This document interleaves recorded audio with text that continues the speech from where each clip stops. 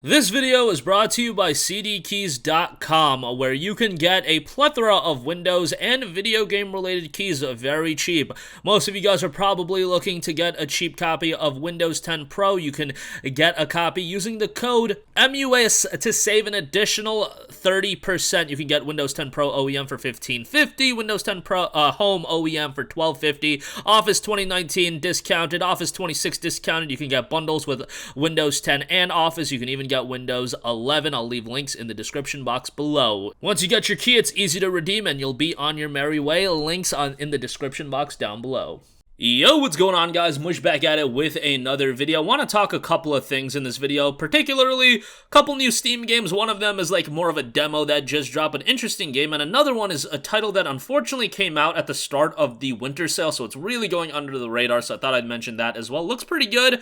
Maybe something to add to your wish list. We'll go over the best of 2021 Steam sales measured by gross revenue. Always find that interesting to look at. And an RPG from a brand new studio that you should be aware about. Unfortunately, just got delayed. That is Weird West. We'll talk that at the end of this video. But first of all, a game that recently dropped on Steam that unfortunately is going really under the radar is Scarf. Now, this game is coming from Uprising Studios, and it's a game that dropped on December 23rd. Unfortunately, they dropped this right at the start of the Steam winter sale, and what that means is like it's gonna have really low discoverability. Like, I don't know how many people are gonna be able to find this game, so I wanted to mention it.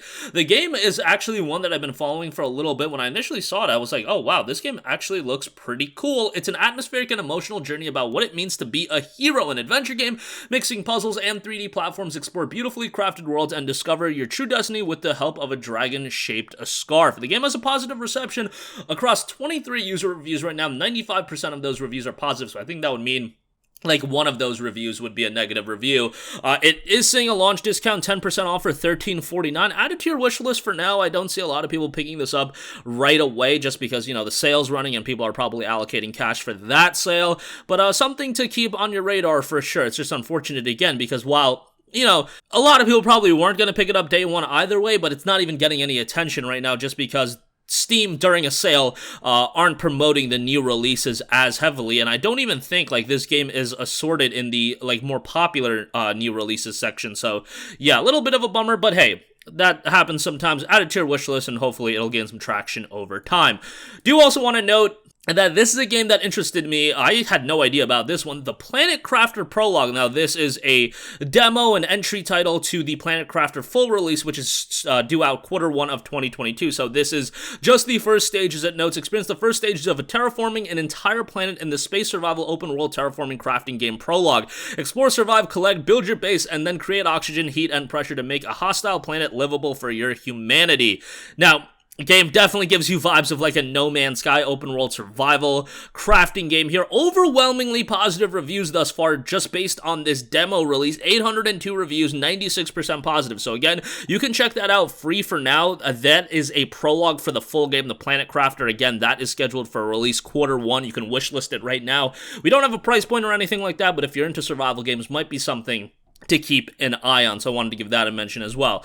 Alright, moving on from that, Steam's Best of 2021. They have their top 100 games as measured by gross revenue. We'll go over some of them that does stick out to me. Now, the top tier is, of course, the Platinum tier. You've got Battlefield 2042 on there, so there you go. Game seemingly sold pretty well. PUBG Battlegrounds is on there. Still Apex Legends. Remember, microtransactions are going to play a factor into gross revenue, so that is something to note. Naraka Blade Point, Dead by Daylight, Destiny 2, Dota 2, Valheim. Valheim makes a lot of sense. That game had a ton of buzz surrounding it when it initially dropped. Rainbow Six Siege, New World, again, while New World's player base has dropped off in recent months, when that game initially came out, it was pretty staggering how many people were playing it. GTA 5, of course, Counter-Strike Global Offensive rounds out the Platinum section. The next section is Gold.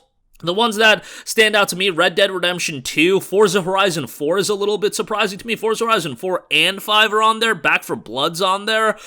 It Takes Two seemingly did pretty well. Sea of Thieves as well. So the Microsoft titles cleaning up pretty well over here in the gold section. Silver kind of surprised me a little bit. Halo Infinite is only on silver. I would have imagined that to be a little bit higher, but it is a free-to-play. But, you know, there are a lot of microtransactions in that game if you do want to spend money. Sims 4 is on there, Mass Effect Legendary Edition, Cyberpunk 2077, Monster Hunter World still kicking it, Resident Evil Village is on there as well, so not bad there. And then Bronze, not anything really too notable. Arma 3 still on there, Halo Master Chief Collection, Doom Eternal, No Man's Sky, Yu-Gi-Oh! Duel Links. People must be spending money on Yu-Gi-Oh! Duel Links, obviously a free-to-play. Nier Replicant is on there, that's nice to see. So, yeah, some interesting notes. Unfortunately, I don't see Tales of Arise on here, which is honestly a little bit disappointing to me because I thought that game was tremendous, and Nier Replicant was a great game as well. Actually, excuse me, Tales of Arise is on here. I'm an idiot. It's in the Bronze section as well, alongside Nier Replicant, so hey, at least it did crack this section. EA Play is also on there as well in the Bronze section, so people be signing up to the subscription service. Skyrim Special Edition still kicking it at $16. The anniversary release maybe had a little bit of influence on that. Biomune's also in that Bronze section, but the Bronze section honestly is a lot of not low-key releases, but games that did go a little bit under the radar, comparatively speaking, to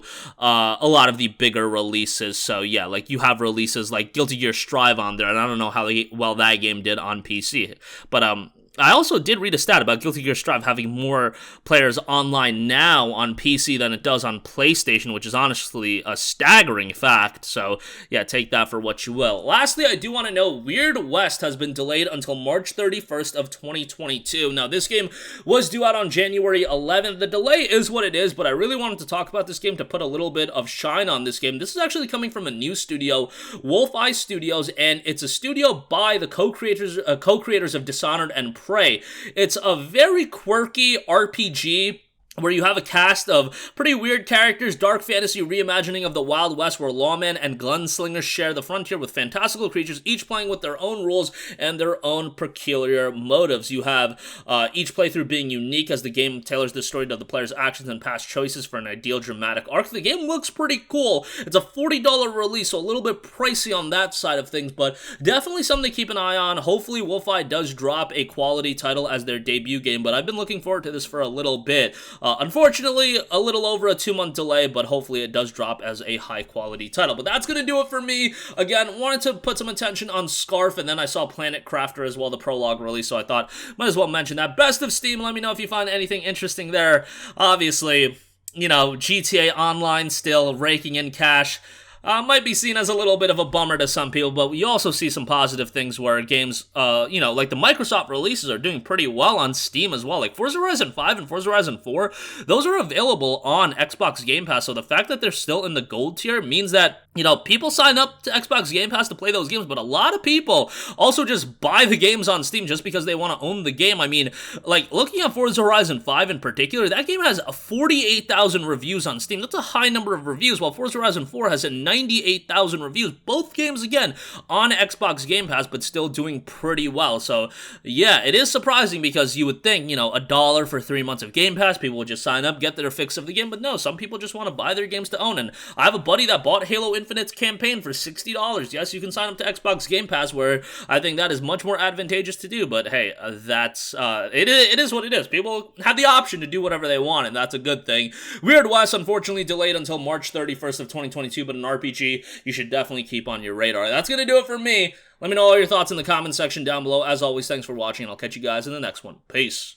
Hey, what's going on, guys? Mush here again. Hope you enjoyed the video. As you guys might know, YouTube's notification system is sometimes a little bit wonky, even if you're subscribed to the channel. Maybe you're not abundantly aware that I uploaded a video. To remedy that situation, make sure you hit the bell notification button. This way, whenever I upload a new video, and I try to upload as consistently as possible, you will be notified directly of the upload, and you can watch it as soon as it goes live. I would really appreciate if you guys hit that button so you can stay up to date with all of the content I'm posting. But as always, guys, thanks for watching, and I'll catch you guys in the next one. Peace out.